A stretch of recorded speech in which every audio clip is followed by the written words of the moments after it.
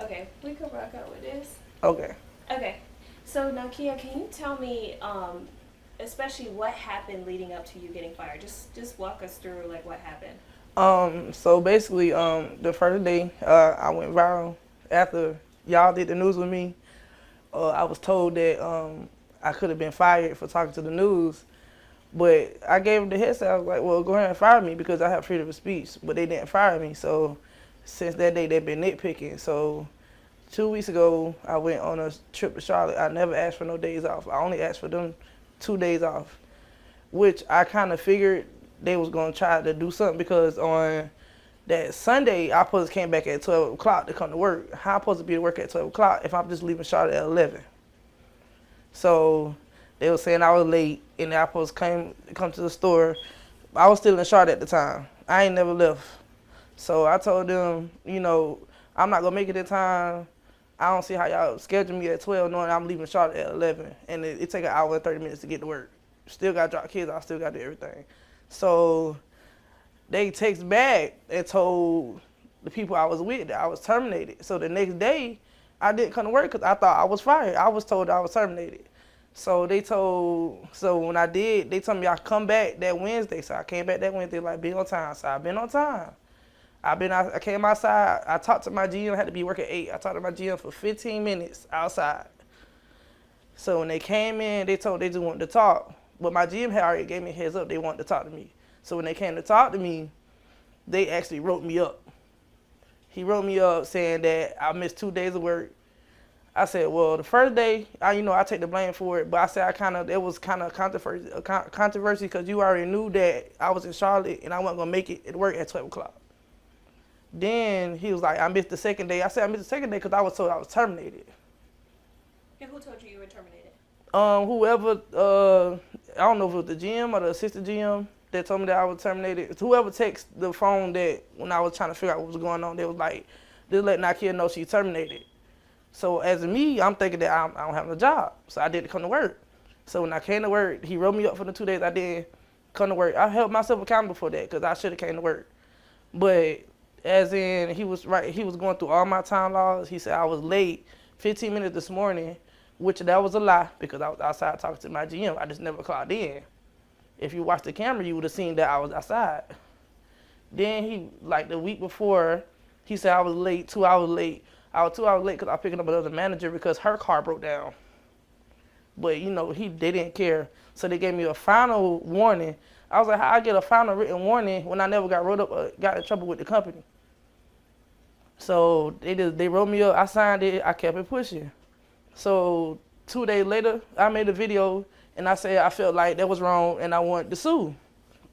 So the owner of the franchise came and I knew something was wrong because he came and he sat there for a minute. I guess he was trying to see what time I came to work, which I already notified my GM 2 hours before that I was going to be late because my babysitter has not responded. So she responded literally at 1:40 as I was leaving. Had to be working at 2. Dropped the kids off, got there like 2:15. They came in, everybody from Alberine came in, even the owner. They're like, oh, Nykia, can you come here? They set me down. They felt like I was threatening them because I said I wanted to sue, have freedom of speech. So they was like, they was like, for one, you been late. I know I've been late. You said notify my GM, and I did. And my GM said it was okay. And then her grace period is 15 minutes. I clocked in at 2:15.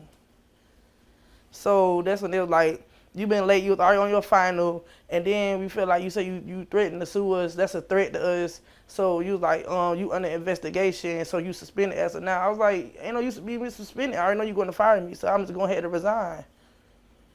So Matt, the owner of the franchise, he was like, you caused the controversy, you caused too much problems for the job, you knew not to work by yourself. They literally, 2 weeks after everything went down, they literally made a whole contract after everything went down about being in the store by ourselves. They know that we open the store by ourselves. As of now, my GM be opening the store by herself, closing the store, because they don't have no workers. They still didn't hire nobody. So since the last time this story went viral, have they improved the working conditions at all for you? No. Or anyone in the store? No. So it's still the same. People are still working like understaffed by themselves. Yeah, right now since I left and somebody else quit, so now they got 5 people, which is 3 managers and 2 crew. Wow. And I know you mentioned that you're saying that you want to sue. Are you pursuing any legal action against them? Yes, I am, because I feel like that's emotional distress, and I feel like that y'all neglected me at the job for 2 days, and you saying that Burger King responded and said I put the job in danger.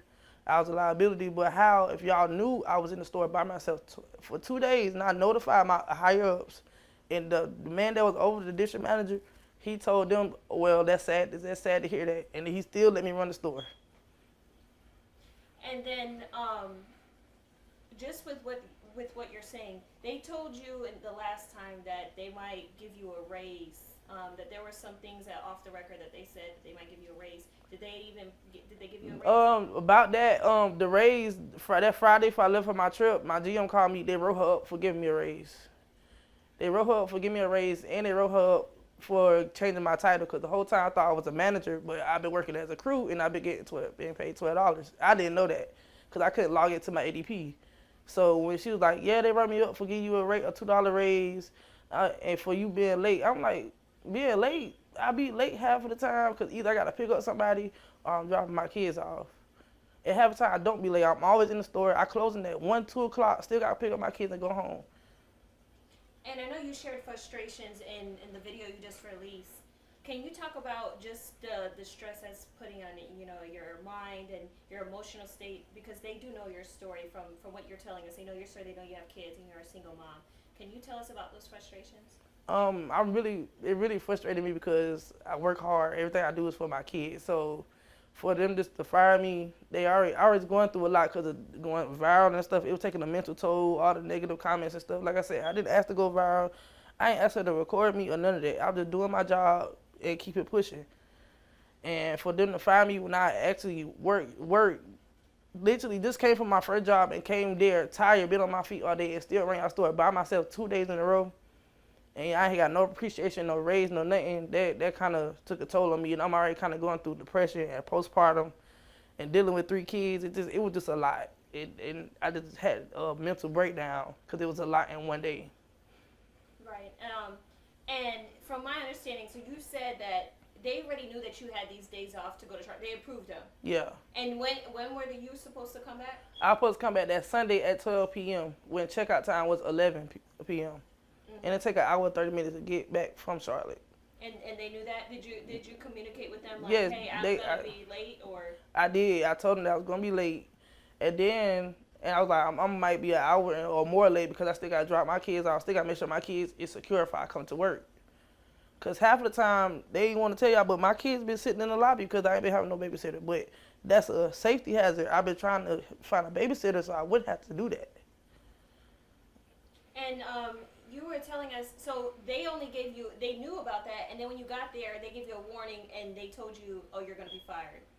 Yeah, they wrote me up and said my final warning, and which I said I never got in trouble with the company, never got wrote up or nothing. They gave me a final warning. They didn't give me a corrective action. They actually wrote the whole story up to make it seem like it wasn't just me. And what was the reasoning that they gave for writing the whole story up? For everybody time, they want people to clock in on time and clock out on time. But how you want the store clean and everything? How you supposed to clock out at 11:15 if the store not clean? We still getting a rush at 10:50. And I know now that you no longer work there, I know that they were saying some things off the record to you that you just didn't agree with last time. What are some things that they were saying? Like, were they threatening you in any way? Like, what are some things that they said?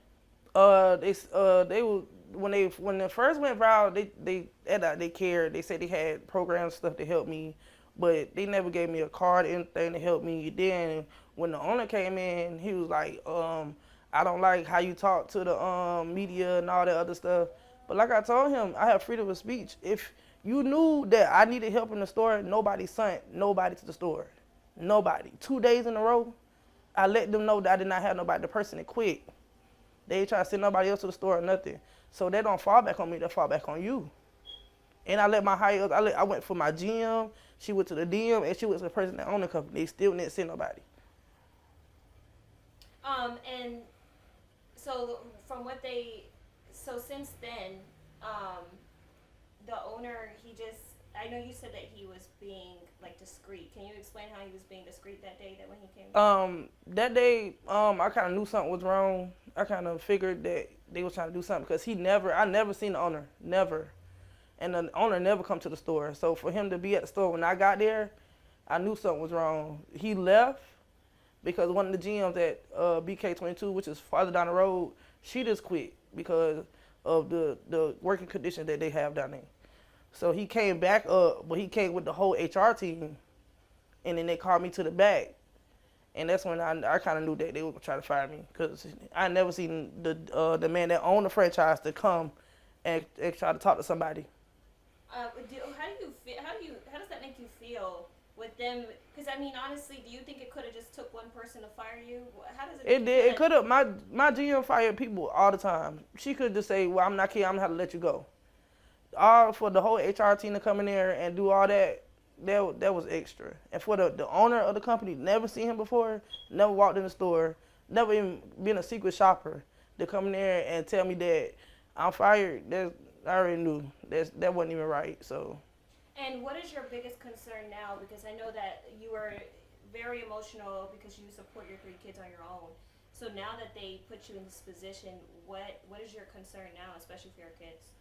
My concern now, right now, the GoFundMe is going up, and I appreciate all my supporters, and I love y'all. I appreciate for y'all seeing the person that I am and supporting my kids. Right now, my biggest thing is I'm just trying to make sure that I do have a steady income to make sure I still have to provide for them. So I've been looking for jobs, and I actually found a job, supposed to start next week. So thank God for that. Yeah, that's good for you. And what message could you send to anyone that might be going through this at their Burger King, or there's a lot of other single moms that are struggling out there? What message does this say about the company, or what words of encouragement could you give these mothers? If you feel like you've been overworked, underpaid, unappreciated, leave that job, because at the end of the day, they don't care. They're going to replace you. They're going to leave you stranded. In the day, you got to think about your kids first. You got to think about your life first. Your health and everything, your mental comes first. So you feel like a job or anything is like in your way, just let it go. God got you. Keep pushing. I promise you, he see you. He going to be there for you. So. Is there anything that we're missing that you would like to add about this whole situation? No. Oh, yeah, besides the when Burger King responded, they said I was a liability. I put the store at risk. I endangered the store. Like I said, Apple Green knew that I was in the store by myself for 2 days straight. They didn't send nobody. They didn't call and check up on me or nothing. I even asked, can I close the store early? They still didn't respond to anything. So clearly they didn't care about my liability or my safety in the store. And when they, I know during all this, when you were asking them, did they give you an option to close the store at all, or did they ever like threaten that you might lose your job if you did that? Yeah. When I told them that I was closing the store by myself, they was like, well, you can't close the store. You have to run the store because you're going to get in trouble. I'm like, well, I'm only one person. I have to do everything by myself. And I even asked, well, at least can I close the store early? No response. Did you even, did you try to like argue like the matter of them firing you? Did you even try to fight it, or did you just let it go at that point? I got angry. I did, because like I said, I did a lot for that company. Like when they call me come in early, I come in early. When they call me to ask me to stay over or work an extra shift, I do. Like I'm always there. Even when I was making $12 an hour, I still did above $12 an hour. But for you to like let me go and treat me like I was nothing and it still ain't got no raise and wrote me up and everything, I felt hurt, because what kind of appreciation you showing to any of your employees? All right. Is there anything else you would like to add? No, that's it.